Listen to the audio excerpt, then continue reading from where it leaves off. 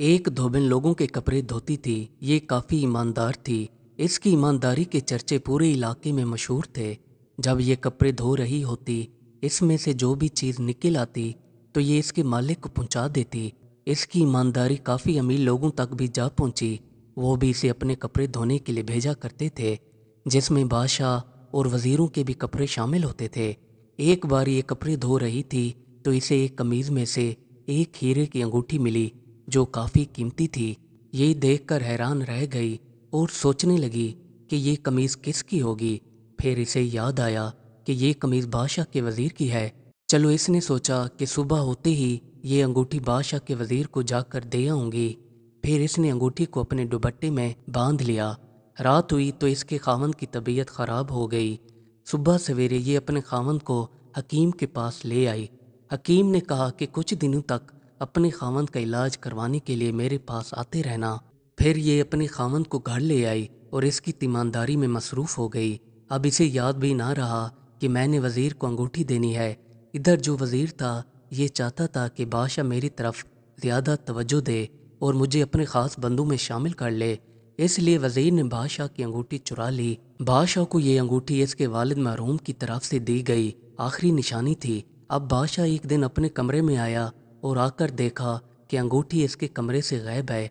इसने महल के सारे मुलाजमों को इकट्ठा किया और सबसे पूछने लगा कि मेरे कमरे से अंगूठी गायब है। अगर आप में से जिसने चुराई है वो वापस कर दे, मैं उसे कुछ नहीं कहूँगा, वरना मैंने अपने तरीके से वसूल कर ली तो चोर को सख्त सज़ा दूंगा। सब लोगों ने कहा हमें मालूम नहीं है।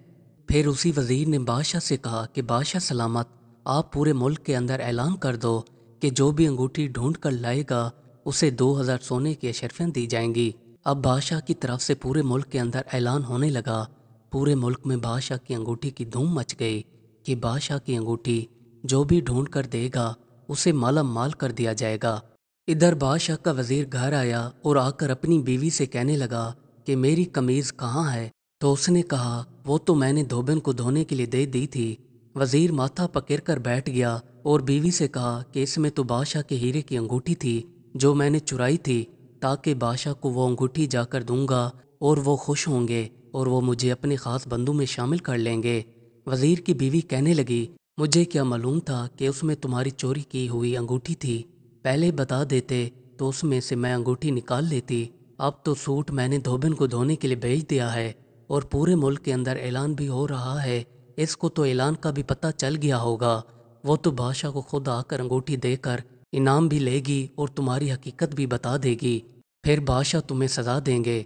अब तुम कुछ न कुछ सोचो ताकि तुम्हारी जान बच सके, वरना बादशाह तो तुम्हें कहीं का नहीं छोड़ेंगे। वज़ीर ने कहा हाँ चलो मैं कुछ करता हूँ। वज़ीर ने अब धोबन को फंसाने का प्लान बना लिया। अब धोबन को कुछ भी मालूम नहीं था कि ये अंगूठी बादशाह की है, क्योंकि ये तो अपने घर में अपने खावंद की तीमारदारी करने में मसरूफ़ थी। धोबन दोबारा अपने खावंद को हकीम के पास ले आई। यहाँ पर काफ़ी औरतें अंगूठी के बारे में बातें कर रही थीं कि आए काश बादशाह की अंगूठी हमें मिल जाती और हम बादशाह से 2000 सोने की अशरफियाँ वसूल कर पाते, पर हमारी किस्मत कहाँ। अब धोबन इनके साथ बैठ के सारी कहानी सुन रही थी। धोबन ने इन औरतों से पूछा कि आपको कैसे मालूम हुआ कि बादशाह की अंगूठी गायब हो गई। तो ये औरतें धोबन से कहने लगी कि तुम्हें पता नहीं है, पूरे मुल्क के अंदर ऐलान हो रहा है बादशाह की अंगूठी गायब हो गई है। वो बादशाह के वालिद की आखिरी निशानी थी जो उसने अपने बेटे को इस दुनिया से जाते हुए दी थी। अब वो नहीं रही। बादशाह ने पूरे मुल्क में ऐलान कर रखा है जो भी उसे अंगूठी लाकर देगा बादशाह इनाम में उसे सोने की 2000 अशरफियाँ देगा।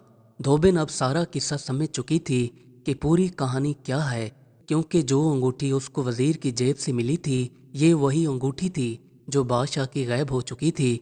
धोबिन को अब मुकम्मल पता चल चुका था। वज़ीर ने बादशाह की अंगूठी चोरी की थी और इसको अपनी जेब से निकालना भूल गया। धोबिन हकीम से छुट्टी लेकर अपने खावंद को घर ले आई और घर आकर इसने खावंद को सारा वाक़या सुनाया। इसके खावंद ने कहा कि ख्याल करना वज़ीर तुम्हें ही फंसा ना दे। धोबिन ने जवाब दिया कि ईमानदार लोगों का हमेशा अल्लाह साथ दिया करते हैं, आप फिक्र ना करो, मैं वज़ीर का पर्दा चाक करने में कामयाब हो जाऊंगी। धोबिन घर से रवाना होकर सीधा बादशाह के महल के बाहर आ गई। यहाँ आकर इसने दरबान से कहा کہ مجھے بادشاہ کے پاس جانا ہے۔